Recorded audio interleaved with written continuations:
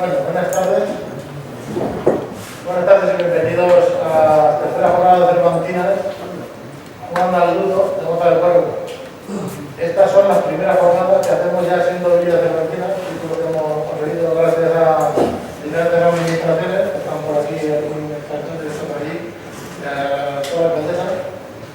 Y la verdad es que estamos contentos porque ha sido casi un mes y medio de tener reuniones entre el secretario, que está poniendo muchas reuniones, a una cosa, a la otra, y al final esperemos que salga todo bien.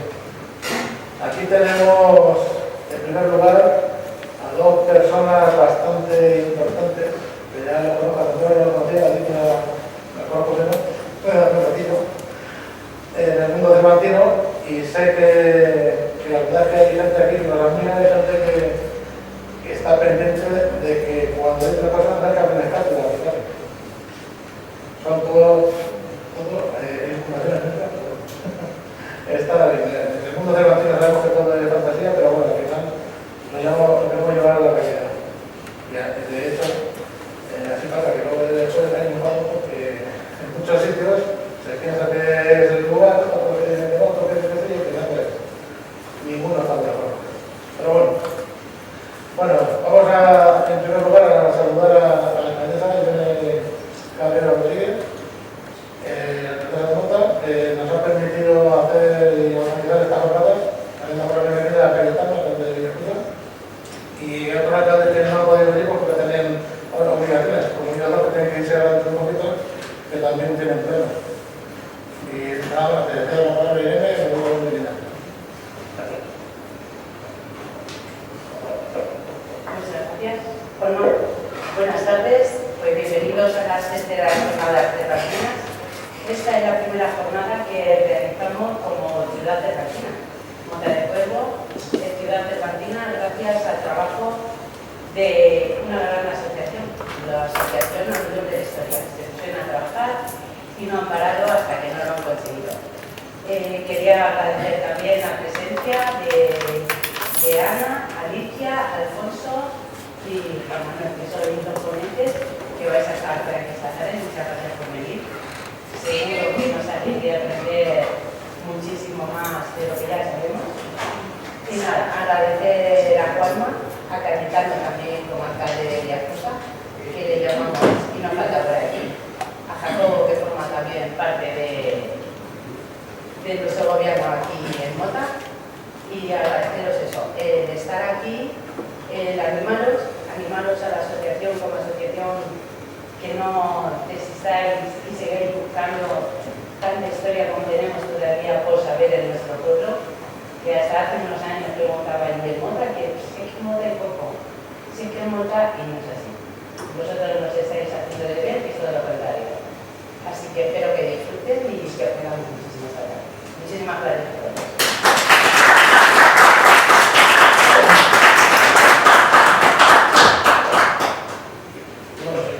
Vamos a empezar a presentar, en primer lugar, a Lidia Villar de Cumberry, es doctora en Filología por la Universidad Complutense de Madrid, en Historia de fin de carrera. Fue colaboradora del Diccionario de Griego Español, del Consejo Superior de Investigaciones Científicas, dirigido por don Francisco Rodríguez Arregos, en el 86-98, proyecto que dejó para trasladarse a la Universidad Jónica de Corfú a crear la especialidad de lengua y cultura españolas. Profesora y traductora e intérprete de griego moderno y de literatura griega contemporánea. Ha editado la poética de Aristóteles y ha traducido el griego moderno la historia de la lengua griega con don Francisco Rodríguez Arregos. Es autora de la literatura griega contemporánea, una obra de referencia en este campo, fruto de la estancia en Atenas gracias a una beca de investigación de la Fundación Oasis, cuya edición actualizada ha sido publicada con el título de Literatura griega contemporánea. Pertenece al Consejo de Redacción de la revista Tribuna Abierta de Estudios Hispano-Helenos, de la Hellenic Open University y de la revista digital griega, esto ya para el de nuevo, Theory and Research in the Sciences of the Education, teoría y literatura de la ciencia de la educación.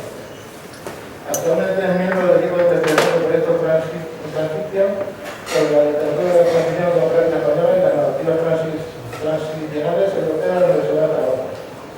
Tras haber sido miembro de la Junta Directiva de la Asociación de Cervantistas y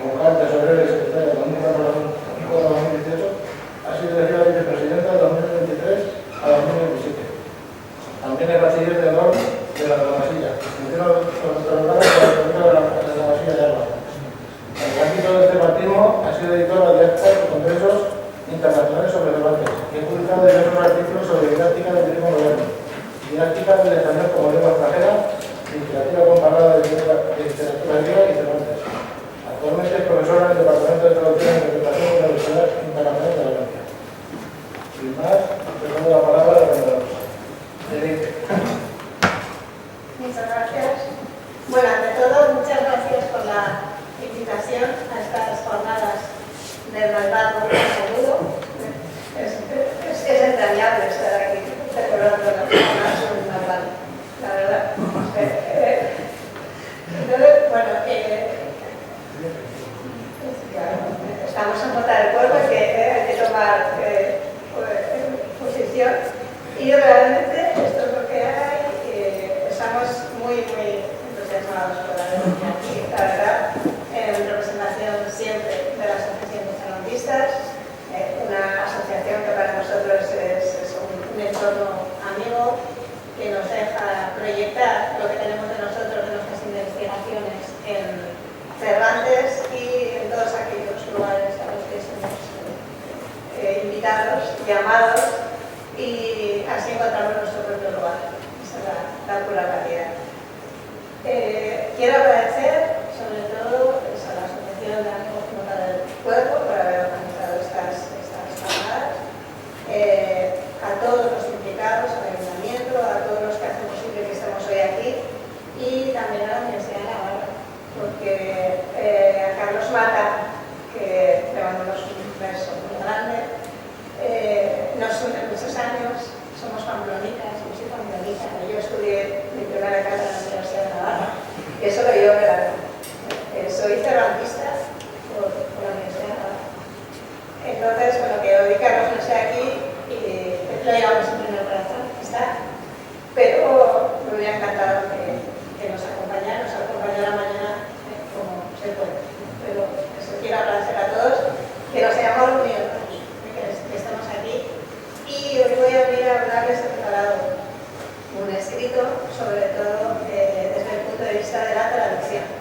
Como estoy ahora en la Universidad Internacional de Valencia, en el Departamento de Traducción y Interpretación, siempre pues intento proyectar la investigación en literatura comparada a lo que es Cervantes y Grecia muchas veces. Y otra línea de investigación es eso, qué pasa con la traducción, qué punto de vista tiene Cervantes sobre la traducción y ver algunos detalles que como traductora también que soy, pues creo que leo algunos detalles que quiero compartir con ustedes para que sea esto un diálogo con ustedes. Entonces, empiezo por la impresión de la primera parte del Quijote. Cuando, con el manuscrito de la primera parte del Quijote hermano, Cervantes en 1604 solicitó la licencia del Consejo de Castilla para imprimir su obra. Y es que los reyes católicos decidieron que había que someter bajo control político y religioso las obras que querían ser publicadas. De esta forma, las licencias y los privilegios de impresión quedaron a depender del Estado, concretamente de los presidentes de las cancillerías de Valladolid y Granada y de los prelados, esto es, de los arzobispos de Toledo, Sevilla y Granada y los obispos de Burgos y Salamanca. Además, al comienzo de la obra, los editores tenían que hacer constar obligatoriamente la licencia y la tasa y el privilegio, si lo tuviera, el nombre del autor y del impresor y el lugar de impresión, tanto en las primeras como en las segundas ediciones. En el Quijote, muchos son los oficios a los que se dedicaban los personajes cervantinos, a saber, el cura, el barbero, el escribano, así como otros de menor impacto social como el albañil, el mayordomo, el paje, el alguacil o el pastor, entre otros. Por su parte, los oficios más frecuentes de los moriscos, de los cuales fueron expulsados de España a principios del siglo XVII, eran el de tendero, labrador, jornalero, criado, ventero, zapatero, así como el de trujamán, esto es, traductor, intérprete. Pues bien, sabemos que muchos de los musulmanes que habían sido bautizados por la conquista de Granada y expulsados por el rey Felipe III en 1609, 300.000 en total, se dedicaban a oficios en el que el trabajo conlleva una compensación económica y no tanto una función cívico-social. Felipe III culminó el sueño de Felipe II, quien se había propuesto acabar con todos los moriscos de la península. No fuera a ser que se aliaran con los turcos y se produjera un ataque conjunto en España. En los reinos de Aragón, Valencia y Granada se concentraba la mayor parte de los moriscos, y fue en este último cuando se sublevaron, tras la rendición de las Alpujarras, 80.000 moriscos se dispersaron por toda la península. Tengamos en cuenta que esta rebelión duró más de 2 años, debido a la escasa formación de las tropas del rey que estaban en España y que las comunidades de élite las tenían en Flandes. Recuérdense la penosa situación que tuvo que afrontar don Juan de Austria cuando llegó a los Países Bajos, ya que los tercios viejos de Flandes habían entrado al saco en la ciudad de Amberes, pues llevaban meses sin cobrar. Le ordenaron que se mostrase conciliador. Además, para que le reconocieran como gobernador y los rebeldes respetasen la fe católica, aceptó iniciar sus tropas marchando los tercios viejos a España o a los norte. El caso es que los moriscos venían siendo sometidos a un férreo control, con el fin de que no tuvieran unas costumbres foráneas. Así que con la llegada de Felipe III en el ámbito nacional, la misión principal fue la expulsión de los mismos, hecho que tuvo serias consecuencias económicas para España, mientras que en el ámbito internacional el proceso de paz con Inglaterra, Francia y Holanda tuvo lugar.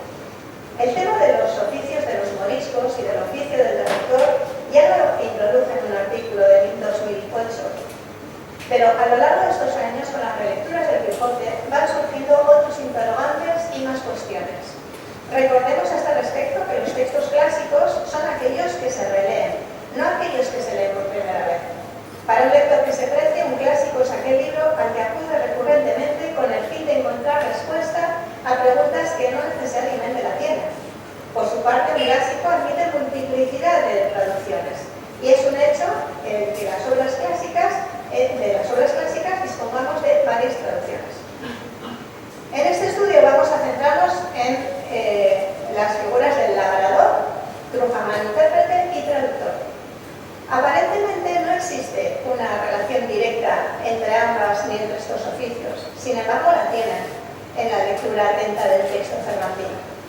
La persona que trabaja la tierra, el labrador, aquella que explica a otras en lengua que entienden, lo dicho en otra que les es desconocida, y la que expresa en una lengua lo que está escrito o se ha expresado antes en otra, traductor e intérprete, en principio todas ellas se dedican a trabajar, bien la tierra o bien con palabras. Pero es que además a estas dos labores se entregaban los moriscos. Así, en aquella España morisca, en la que los labradores trabajaban la tierra, llegaron a la conclusión de que la complejidad de las causas que determinaron el levantamiento morisco no puede ocultar su carácter esencialmente rural. Fueron los medios rurales los que sufrieron a causa de la crisis de la seda y de las exenciones de las autoridades cristianas. Por su parte, aparece el traductor morisco, que traduce la obra escrita por Gete Amete Menemari, el autor arábigo y manchego. En el Quijote lo cita, y el narrador da la siguiente noticia. Conocen todos el pasaje. Estando ya un día en el canal de Toledo, llegó un muchacho a vender unos cartapacios y papeles viejos a un sedero. Y como yo soy aficionado a leer, aunque sean los papeles rotos de las calles, llevado de esta mi natural inclinación, tomé un cartapacio de los que el muchacho vendía y vive con caracteres que conocí ser arábigos. A propósito de la lectura de este fragmento, si me acerco a él como traductora, la primera palabra con la que toparía, que me sería la atención, sería la palabra cartapacio. La RAE apunta cómo esta palabra es de origen incierto, pero quizá proviene del latín, carta de paz. Siguiendo esta etimología, vislumbramos en el texto cervantino un especial interés por la utilidad de una palabra que incluya la carta. Nótese que los comisarios encargados de la deportación de los moriscos escribían cartas a los cardenales. Y como segundo elemento del compuesto tenemos la paz. Recuérdense que se les llegó a denominar moriscos de paz, a los moriscos que no se habían rebelado, pero no por eso dejaron de verse afectados por la deportación general dictaminada por Felipe II, el cual creía que con esta medida aseguraría la paz y la unidad de la monarquía. Y no solo eso, sino que en el texto cervantino, aquel muchacho llegó a vender esos cartapacios a un sedero. No es casual que Cervantes, creo yo, elija a un sedero, porque esta es la profesión de los moriscos murcianos. Fueron ellos los que cultivaban la seda en la región de Murcia, a los que les hicieron de esta una región próspera, desde el siglo XV al XVII. Con la expulsión de los moriscos, de Murcia llegó la crisis de la seda, y la región sufrió una tremenda crisis económica. Por lo tanto, Cervantes completa su narración a través de la palabra clave, cargada de significado, que se asemeja a los hilos de seda que enriquecen el texto. Y por si fuera poco, este pasaje va a concluir con el reclamo de un morisco aljamiado, un intérprete que sea capaz de descifrar lo que pone en aquellos cartapacios y afirma cómo no fue dificultoso hallar intérprete semejante, pues aunque le buscara de otra mejor y más antigua lengua de hallar. El autor alcalaíno arguye que no era nada complicado encontrar un intérprete del árabe, si bien esta lengua no es de las mejores ni de las más antiguas. Debemos entender que se está refiriendo a las lenguas reinas en el griego y el latín, a las que nos referiremos más adelante. No deja de ser significativo que en este momento utilice la palabra intérprete, porque se refiere a la traducción oral, que alguien le diga algo que pone ahí, mientras que en el pasaje al que nos referimos habla de la traducción de lenguas y no de la interpretación. Creemos que es adecuado hacer esta matización, dado que en muchas ocasiones en aquella época las palabras intérprete y traductor se utilizaban indistintamente. Cuando Don Quijote llega y entra en la imprenta de Barcelona, lee un letrero. Aquí se imprimen libros. Y entra. En el interior, el oficial le presenta un hombre de buen talle y parecer y alguna gravedad, que ha traducido un libro del toscano en nuestra lengua castellana y estoy yo componiendo para darle al instante.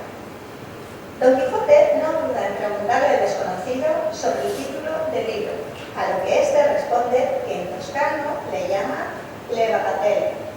Interesado Don Quijote por el significado a qué responde ese título, el autor le contesta: es como si en castellano dijésemos los juguetes. Y aunque este libro es el nombre humilde, contiene y encierra cosas muy buenas y sustanciales.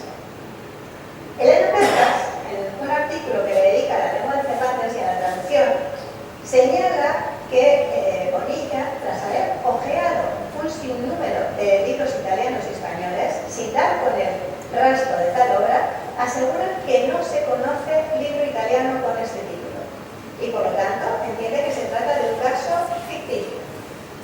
Esta cuestión me incitó centrar la atención sobre los datos que Cervantes nos da en este pasaje. Empecemos por el significado del título del libro. Le Bagatelle, en castellano las bagatelas. Si acudimos al diccionario de Real Academia, veremos cómo en el lema respectivo aparece la etimología y como acepción única, cosa de poca importancia o valor. En francés significa lo mismo y también trivialidades. Con todo, bagatela, en italiano, significa juego de manos. El caso es que el traductor del toscano no da con la palabra, no sabe elegir bien entre juegos o juguetes, porque tienen connotaciones diferentes. Parece que sabe toscano, pero que no lo domina, que hay matizaciones que se le escapan. Intuimos a través de este juego que el autor de la traducción no es un buen traductor. La verdad es que ahí Cervantes hila muy fino, porque no utiliza el verbo traducir, sino el término responder. Así, siguiendo el planteamiento de Percas, puede que ese título ficticio, pero Cervantes, ese título sea ficticio, pero Cervantes deja bien claro que no debemos aferrarnos a la palabra en sí, que una traducción literal no llega a ninguna parte, que lo importante es el concepto, ese entorno semántico que nos hace comprender que no se trata más que de un juego, que está jugando con nosotros. Pero ¿quién es el que está jugando con nosotros?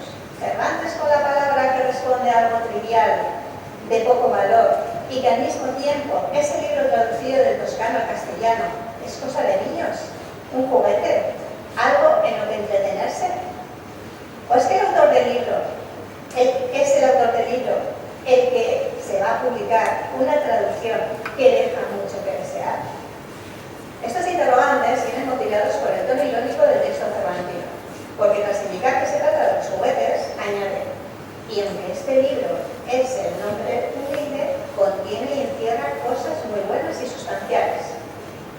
Don Quijote habla con ironía del hombre que acaba de conocer y nos transmite su sentir, creando un ambiente de chanza y ridiculizando al autor de esta traducción.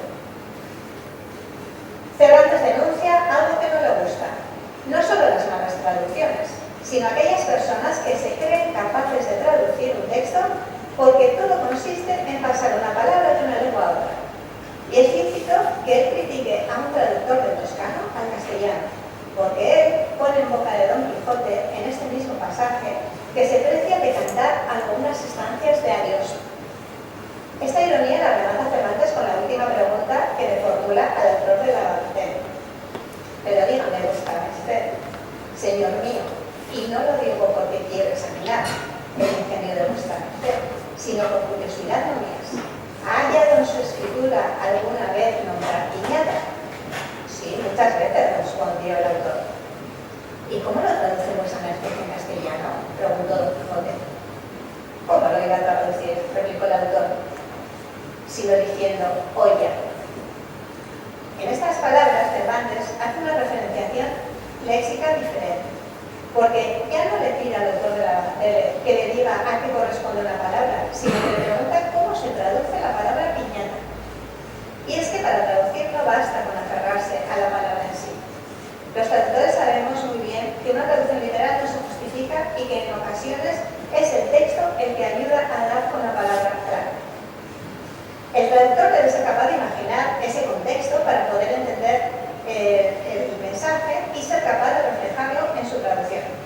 A su vez, una palabra puede estar cargada de un significado cultural y así, al elegir Cervantes la palabra piñata y ser capaz de traducir y de relacionarla con la palabra olla, está dando cuenta de que el autor de la Evangelio conoce el juego de la piñata, que consiste en romper con un palo una olla de horno cargada de regalos que el primer domingo de Cuaresma, en el baile de máscaras, los concurrentes con los ojos vendados procuran romperla a bastonazos. También en Navidad, en muchos hogares cristianos, se reúnen para cantar villancicos, comer, beber, bailar y romper la piñata. Por lo tanto, este traductor del toscano es sabedor de las costumbres cristianas y no tiene mérito alguno que sepa traducir esa palabra. Esto es, encontrar la correspondencia perfecta, dado que pertenece a la misma cultura. Con todo, Cervantes se regodea su plática y lleva su discurso al límite de lo ridículo.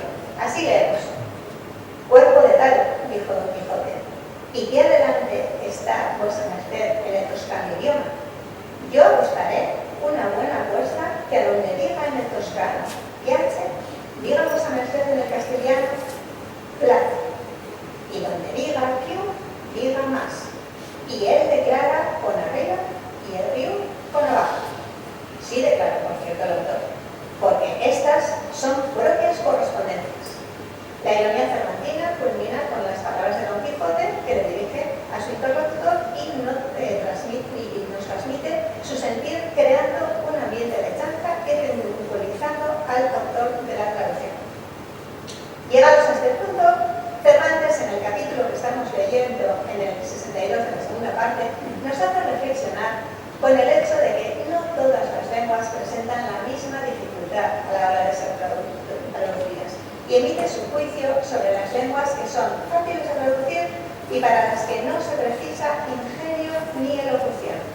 Y las reinas de las lenguas, la griega y la latina.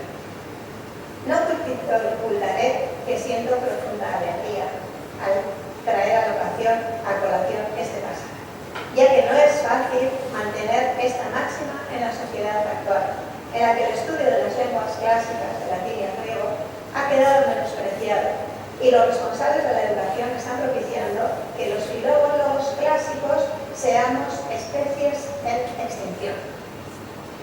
Con todo escuchemos a Cervantes, para nuestro consuelo. Pero con todo esto me parece que el traducir de una lengua a otra, como no sea de las lenguas de griega y latina, es como quien mira los tapices flamencos por el revés, que aunque se ven las figuras, son hilos que se oscurecen y no se ven en la lisura y del latente. Pues bien, son las lenguas reinas, el latín y el griego, y ahí pone el listón el autor del Quijote, en cuanto a la clasificación de las lenguas se refiere.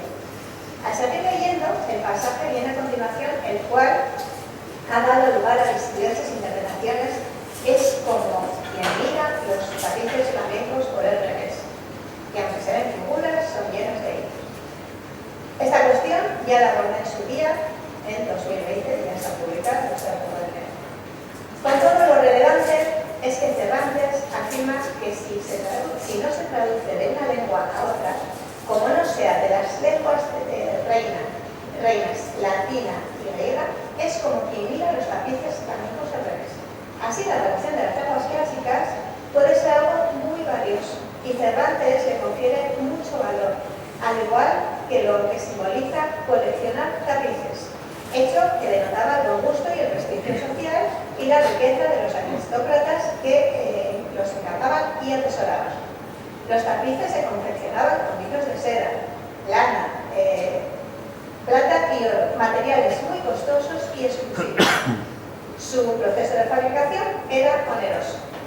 Por consiguiente, Cervantes, al jerarquizar las lenguas, está plasmando la jerarquía de la sociedad que le tocó vivir.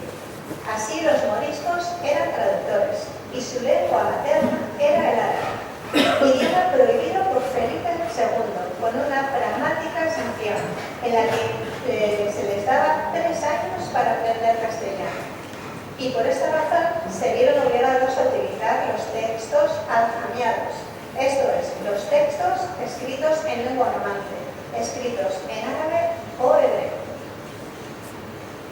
Parece ser que a Cervantes le duele el trato que los moriscos estaban sufriendo en España y quiere reivindicar su valía al ser una población que produjo mucha riqueza en la península, con el cultivo de la seda en Murcia, que contaba con expertos trujamanes que eran capaces de mejorar la comunicación entre cristianos y musulmanes, porque de ellos dependía en muchas ocasiones el entendimiento de ambos pueblos. Al igual que Ricote llora por España, a Cervantes le duele que la vejación de los moriscos y decide reivindicar tanto su dignidad como su valía, haciéndoles partícipes del proceso de creación de su obra, tras elegir el autor arábigo, Cide Hamlet de Benengeli, que lo representaría a todos ellos. De esta forma, un Cervantes que es capaz de empatizar con los moriscos, dado que también él ha sufrido la vejación del intruso de Avellaneda, deja sellada la autoría de esta obra. Muchas gracias.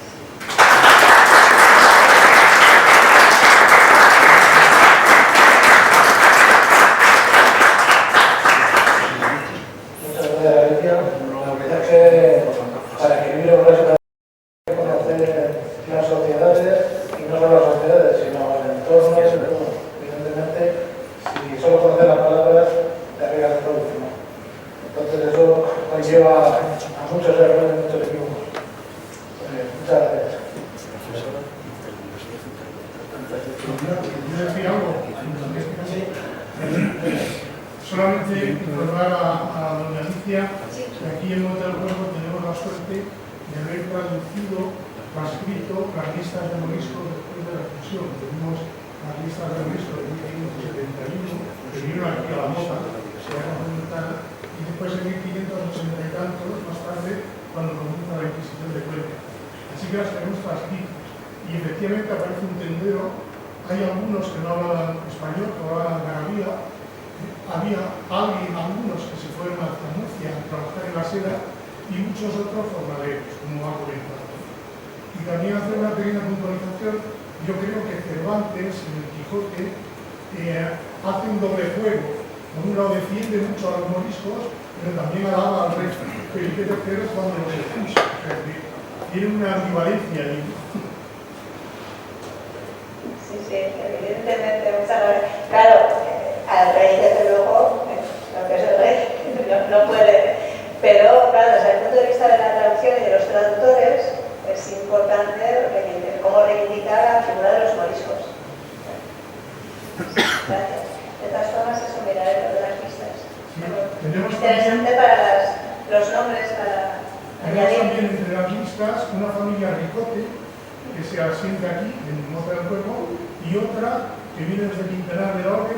Quintanar de la Orden fue el primer lugar donde llevaron los expulsados después de la expulsión de Granada, y desde allí lo repartieron por toda la zona, ¿no? Aquí la población creció como un 6 o 8% en todos los pueblos de estos alrededores, en Villascusa de Aro, en Belmonte, en Quintanar, en el Toboso, alrededor de y en Quintanar hay uno especial que se llama Ginés Ricote, que se casa en el Quintanar con otra morisca y se va a Miguel Esteban y después a Quintanar, al campo de Quintanar.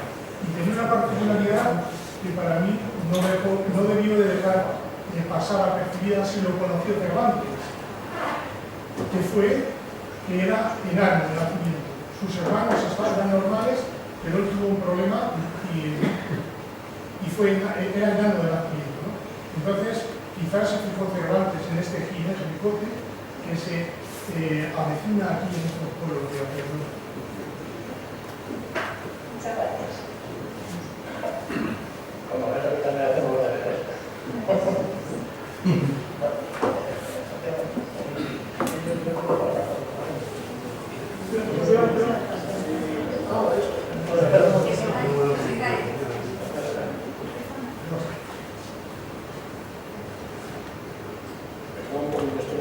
No.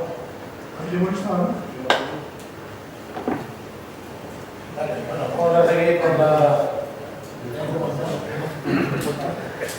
con la siguiente charla. Vamos a presentar a Santiago Alfonso López María, nació en Madrid en el año 61, es licenciado y doctor en Filología Hispánica por la Universidad Complutense de Madrid, doctor en Filosofía y Ciencia de la Educación por la UNED, con premio extraordinario de doctorado y doctor honoris causa por la Universidad Internacional San Cayetano de Santiago de Chile, institución en la que es el titular de la Cátedra de Estudios Humanísticos Felipe Segovia Martínez.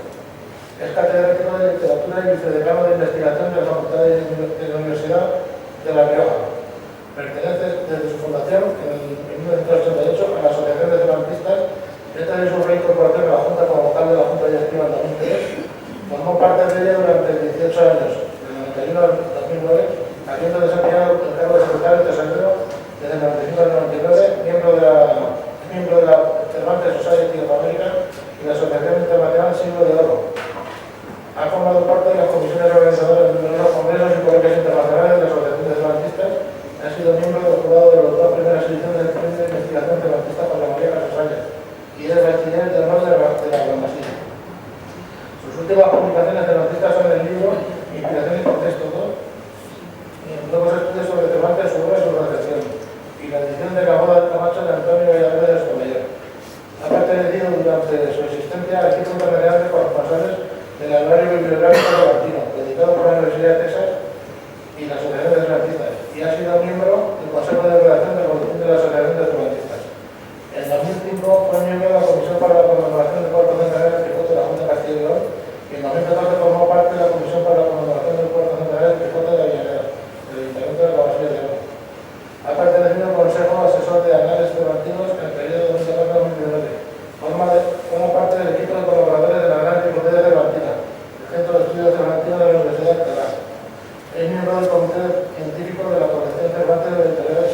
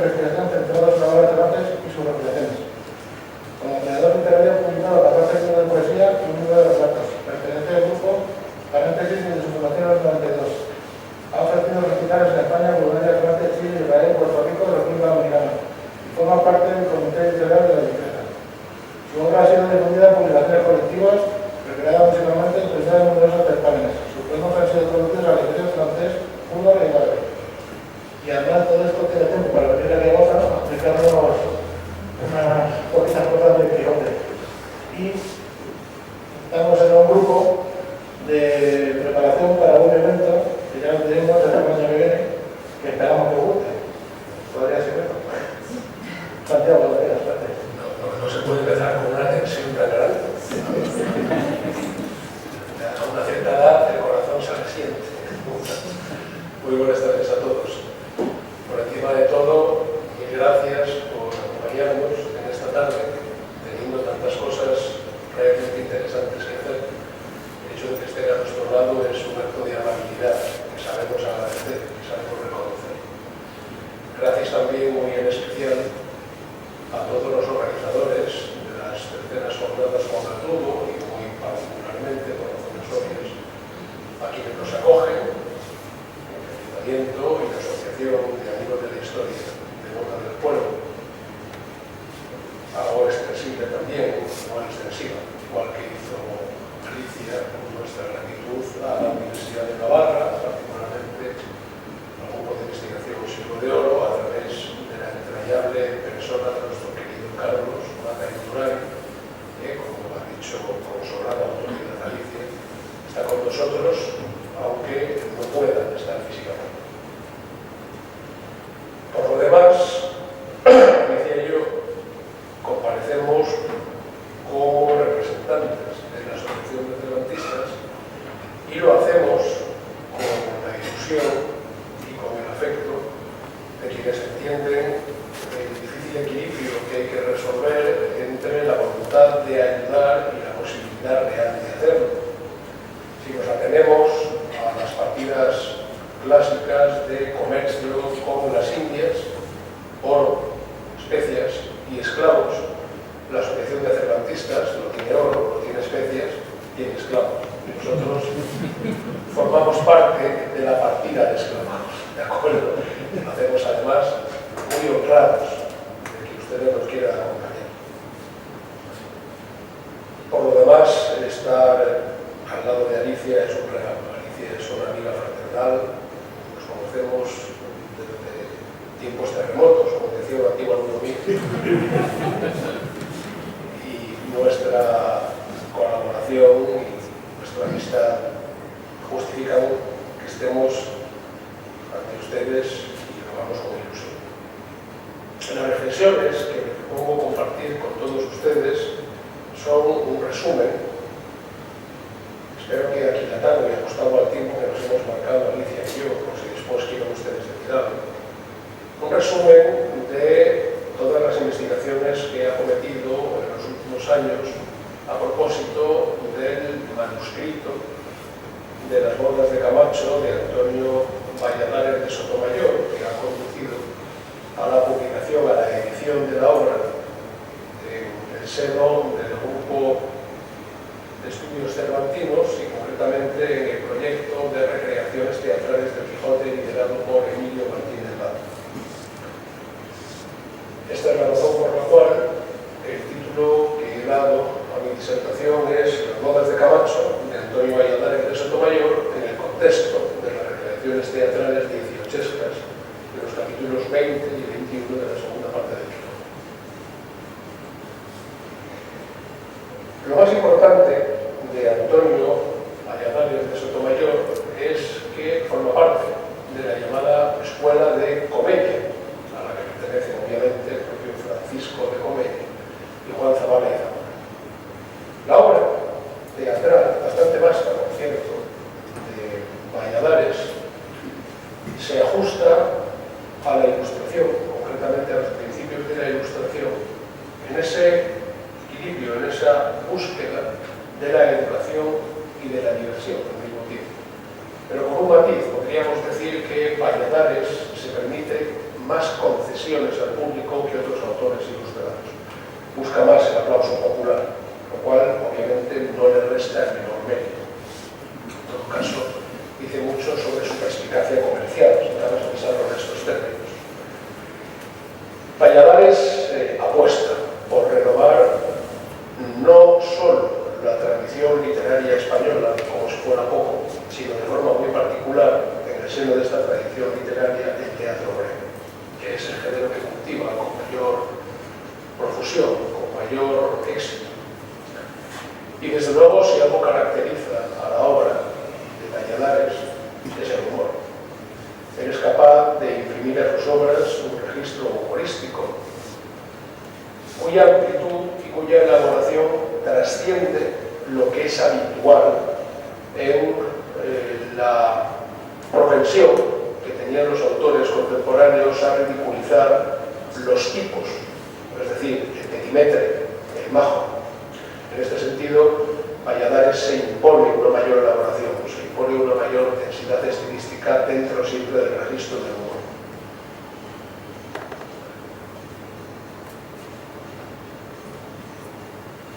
Es el punto en que soy rigurosamente incapaz de ver lo que está en el ordenador, por lo tanto, me voy a tener que girar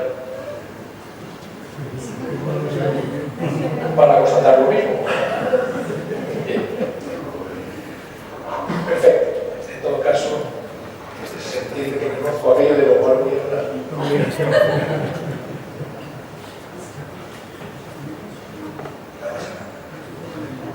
Hay un plan B.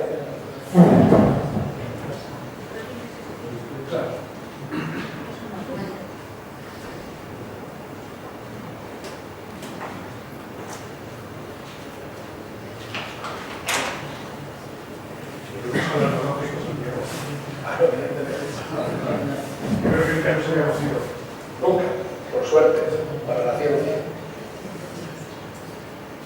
Por otra parte, así correspondo creando un poco de tensión a la que empezó suscitando nuestro ejercicio institucional. El tema de, por cierto, ustedes tampoco pueden, ¿verdad? Pero no se preocupen que la presentación quedará a disposición de quien la solicite para su castigo, para su deleite. Eso tendrán que decidirlo ustedes. El tema de las bodas de Camacho, la recreación de los capítulos 20 y 21 de la segunda parte del Quijote, es muy común en el teatro del siglo XVIII. Y hay que tener en cuenta, además, que la obra a partir de la cual se publican las principales recreaciones es una obra que no es de Antonio de Valladares, sino de un autor desconocido. Probablemente se trata de Francisco Hortalá, muy probablemente, que en el año 1772 compone una zarzuela a partir de la comedia de Valladares. Es decir, el impulso, la posibilidad de suscitar nuevas recreaciones es un mérito indirecto, porque en el origen está la comedia de Valladares, pero las principales recreaciones se hacen a partir de la zarzuela del año 1772. Zarzuela, repito, cuya autoría no es imputable a Valladares. Probablemente el autor sea Hortalá. Bueno, a partir de esta zarzuela del año 1772 se publican tres obras, y las tres obras se publican en el mismo año, el año 1784. La más conocida y reconocida es la recreación de Juan Meléndez Valdés, Las bodas de Camacho el Rico. Pero al lado de la recreación de Meléndez Valdés nos encontramos con El amor hace milagros, de Pedro Benito Gómez de Labrador, y la comedia pastoral en 5 actos, Las bodas de Camacho, de un autor desconocido. Estas obras proponen planteamientos, temáticas y elaboración de personajes y de formas relativamente concurrentes. Por ejemplo, coinciden en otorgar un importante valor a la danza y a los coros. Por otra parte, destacan por la presencia de personajes creados por estos dramaturgos que contribuyen a la urdimbre del engaño. Ustedes conocen el episodio de la boda de Camacho y conocen ese momento en el que Basilio simula un suicidio gracias a un artificio muy bien pensado que los concurrentes identifican como un milagro. Es el punto en que todos gritan milagro, milagro, y entonces Basilio dice milagro no, industria. Es decir, estos personajes en los que concurren estas obras son quienes propician el artificio que se adscribe a esa categoría de la imaginación que en el Quijote cuelga de la percha de la palabra industria. Otra característica común a estas obras es la impenitente glotonería de Sancho Panza, que es una de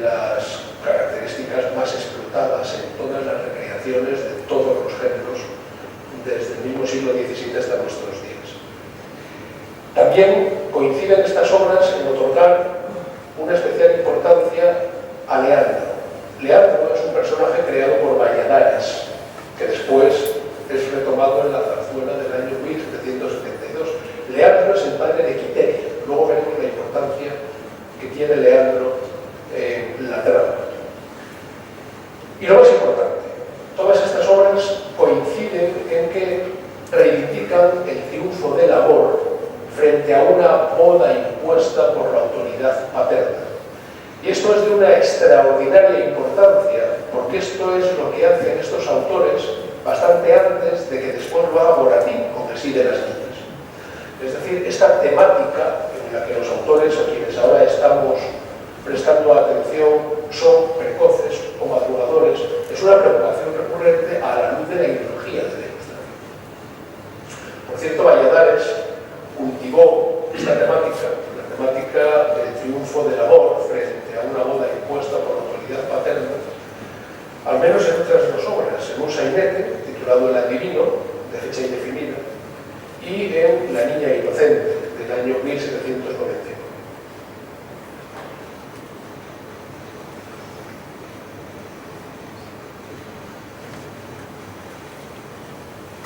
En la siguiente pantalla se puede ver un poquito mejor. Aunque de todas formas yo nunca leo literalmente lo que está en la pantalla, si hay una grosería sobre la pantalla o somos yo, es decir, yo hago una ganancia. Bueno, la edición de la obra parte del manuscrito 15918 de la Biblioteca Nacional, pero este manuscrito no aporta ninguna información fiable con respecto a la fecha. Y esto crea un problema. Es decir, la datación de las bodas de Camacho constituye un primer problema importante que yo no he sido capaz de resolver del todo. Hasta donde yo sé, los cervantistas que me han precedido en la investigación de la obra tampoco han arrojado un dato preciso. Pero esto no es de mérito de unos ni de mérito de otros. Esto es que solo podemos conjeturar un abanico cronológico en el que tiene sentido entender que la obra se ha escrito y se ha representado. Por ejemplo, José Montero Reguera y María Fernández Ferreiro proponen, y creo que están acertados, que la obra está compuesta en torno a 1770. Por razones obvias, si hay una zarzuela basada en la comedia de Valladares, y si la zarzuela es del año 1772, la escritura de la comedia tiene que ser anterior. De modo que no es una mala conjetura presumir que puede ser 1770. Por otra parte, otros cervantistas aportan un dato relevante sobre la posible representación. Tanto Carlos Mata como Álvarez Calero entienden que la comedia de Valladares, no la zarzuela, basada en la comedia, no la zarzuela de 1772, sino la comedia anterior, que es la que estamos explicando esta tarde, se representa en el año 1777. Pero la complicación no acaba aquí. Hay un dato que complica las cosas. En el manuscrito de la Biblioteca Nacional hay una anotación autógrafa, como todo el manuscrito por la cual se llama así, está lleno de anotaciones autógrafas de Valladares. Hay una anotación autógrafa en la que se puede leer literalmente: bodas las de Camacho en dos actos distintas de las de Meléndez. ¿Cómo puede ser que una obra anterior al año en el que se publica la recreación de Meléndez Valdés, 1784, pretenda ser distinta siendo una obra escrita con anterioridad? Hay dos explicaciones.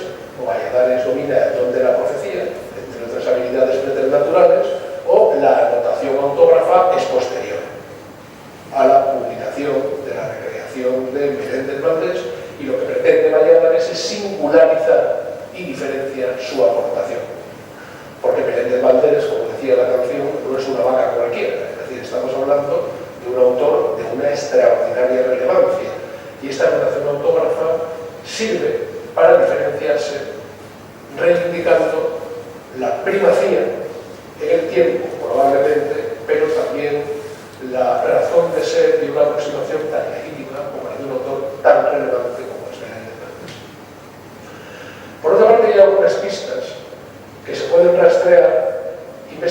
son las anotaciones autógrafas de distinta letra, tal y como yo creo, que tienen que ver con el elenco de actores que representaron la obra en su día. En el manuscrito constan estos actores. Y hay dos pistas muy interesantes en este sentido. Una, el autor, mejor dicho, el actor que representa a Sancho Panza es Miguel Garrido. Miguel Garrido, tal y como consta por los registros de la época, solo llega a Madrid en el año 1773. Esto lo aporta Martín Valverde, en este libro. Por otra parte, la actriz que representa a Quiteria muere en el año 1779. Esto nos da un abanico relativamente amplio, pero fiable, que nos permite entender que la obra pudo estar escrita antes de 1772, toda vez que la zarzuela de ese año se basa en la comedia, y se representa entre el año 1773 y 1779. No puede ser representada antes. Si Miguel Garrido llega a Madrid en el año 73, no puede ser representada después si Josefa Huerta muere en el año 79.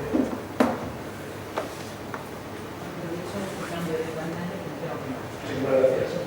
Faltaría más. En cuanto a la temática de la obra, empezamos por la clasificación que propone María Fernández Ferreiro, que es una de las estudiosas más autorizadas de las recreaciones teatrales del Quijote en España. María Fernández Ferreiro entiende que estamos ante una adaptación parcial del Quijote, por lo cual es muy razonable teniendo en cuenta que lo que se adaptan son los capítulos de la segunda parte, que son los que se recrean. Por otra parte, estamos hablando de una recreación teatral, y en la recreación teatral son importantes las acotaciones, ya saben, esas pistas que aporta el texto para facilitar entradas, salidas, movimientos, actitudes, escenografía. Es muy importante constatar que las acotaciones recogen en buena medida todos los elementos propios de la narración del texto original del Quijote de Cervantes. Es decir, estamos hablando, por lo tanto, de elementos teatrales que recogen la razón de ser de la narración en un texto, que es el texto alfa, el texto recreado, que en este caso es una novela. Por otra parte, en general, la recreación de Valladares es bastante fiel al original cervantino. Bastante fiel, con algunas licencias, con algunas variaciones que para mí son del mayor valor, de la mayor importancia. Una, así como en el texto original de Cervantes, en los capítulos 20 y 21 de la segunda parte del Quijote, el trasfondo religioso es determinante y de hecho el protagonismo del cura en un momento determinado es igualmente determinante y se invoca el sacramento de la confesión. En la recreación de Valladares no hay ningún marco religioso. Por otra parte, y por razones obvias, tratándose de una obra teatral, hay más personajes. Y entre estos personajes hay que prestar una especial atención a Leandro, el padre de Quiteria. Es importante dejar constancia de que en la obra de Valladares el final feliz, que es un final que ya se ve en el texto de Cervantes, queda reforzado. Y queda reforzado no solamente por la boda ya legitimada y bendecida por Leandro de Basilio y de Quiteria, sino que además Camacho se casa con Narcisa y también se celebra la boda de Perico y Antona, una pareja cómica de pastores cuya función después no tardando mucho analizaremos de una forma muy somera. Y por otra parte, a diferencia del modelo de Cervantes, a diferencia de la novela, en la que los protagonistas, Basilio y Quiteria, declinan la invitación a participar en la celebración, que por otra parte muy generosamente auspicia el propio Camacho el Rico, por casualidad llamado así, aquí no declinan la invitación, todo lo contrario, la protagonizan. Voy terminando. Es el punto en que la batalla vuelve a ser un desafío, es una pericia visual, por supuesto. Vamos a hablar de los personajes y vamos a diferenciar los personajes cervantinos de los personajes creados por Valladares. personajes cervantinos, obviamente, tenemos que hablar primero del triángulo amoroso, Quiteria, Basilio, Camacho. Pero con un matiz. En la recreación de Valladares, en la comedia de Valladares, hay dos personajes, la pareja de pastores, que tiene una importante carga cómica, Perico y Antona, que entre otras funciones asumen una función presentadora de los demás personajes. Pues bien, por Perico sabemos, por ejemplo, que Basilio, el enamorado de Quiteria, un hombre pobre, es, cito, muy galán y muy prudente. De Quiteria, la enamorada de Basilio, nos dice Perico algo que habla por sí mismo, es decir, la referencia que hace Perico de Quiteria no puede tener mayor plasticidad. Muchacha de rechupete, no cabe mayor explicitud. Y de Camacho, dice Perico que es un labrador honrado y fuerte, grande tirador de barra, mozo de mucho copete. En cuanto a Don Quijote y Sancho Panza, su protagonismo, la comedia de Valladares, se diluye en beneficio del triángulo amoroso conformado por Basilio, Quiteria y Camacho. Pero hay algo sorprendente, y es que el Don Quijote y el Sancho Panza de Valladares tienen una cierta tendencia a la informalidad, no solamente en su actitud, sino en su expresión.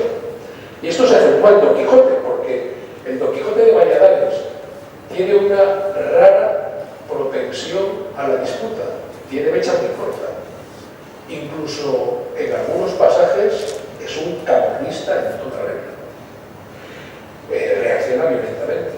Y esto se equilibra en consonancia con el Quijote, con algunos otros pasajes, con algunos otros fragmentos en los que Don Quijote acredita esa sensatez, esa sabiduría que tan propias son de sus virtudes. El Sancho Panza de Valladares está totalmente ajustado al modelo, salvo un matiz muy interesante. Es decir, es un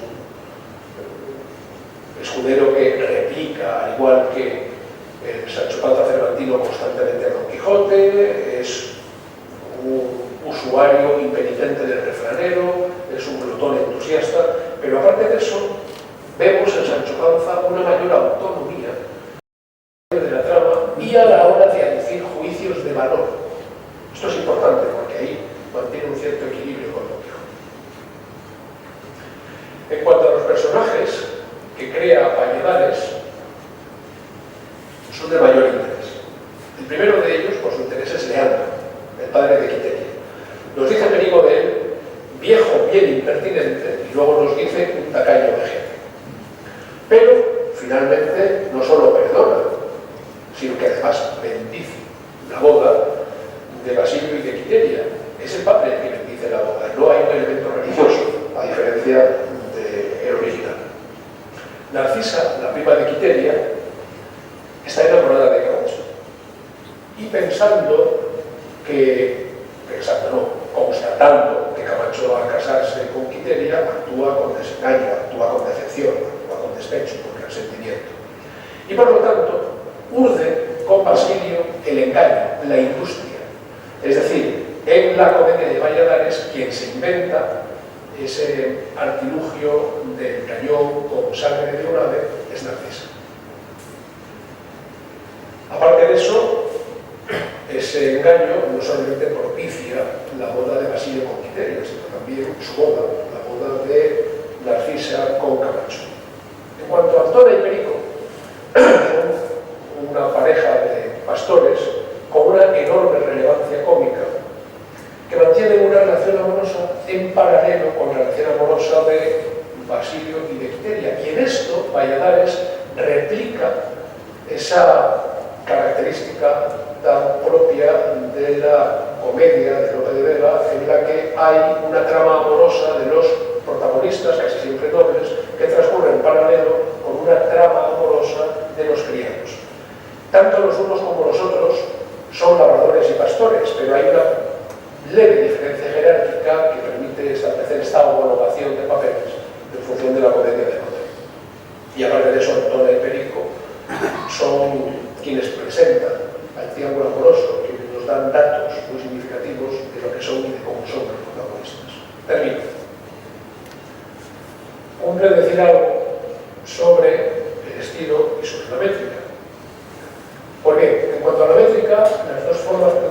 son el romance, en las largas tiradas de los diálogos, y en los fragmentos cantados predomina la octavilla aguda. Podemos poner, entre otros, un ejemplo de un fragmento cantado por Quiteria. Suele la sombra fría que horrores atesora de la naciente aurora borrar el esplendor. Así un tirano dueño, sombra de mi albedrío, quiere borrar impío las luces de mi amor.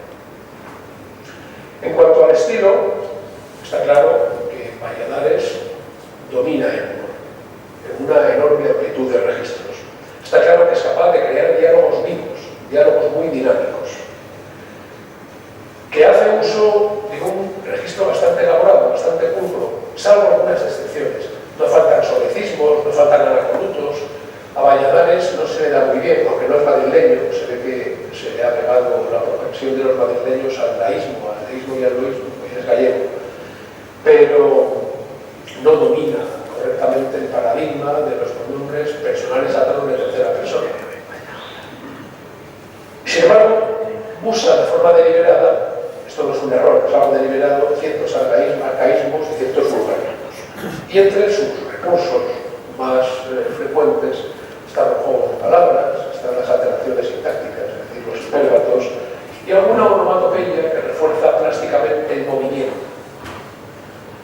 Llegados a este punto, tengo para ustedes una pésima noticia, y es que, tengan un interés entusiasta por librarse del regalo, tienen ustedes aquí a su disposición, en acceso abierto, la edición que aquí está en papel.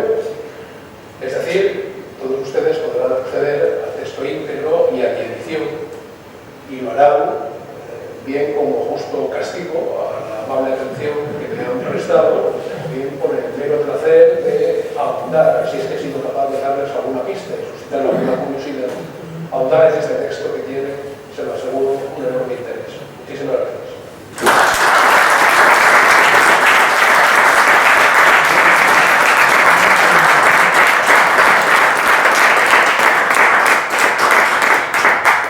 Muchas gracias, Santiago. ¿Tienen alguna pregunta? Es que el texto no puedo parar. Para sacar una foto del texto. Ah, texto. Texto de Juanín. Y ahí, bueno, para sacar una foto, digo, sí. La portada. No, para sacar. Voy a sacar una foto. Es que Para tocar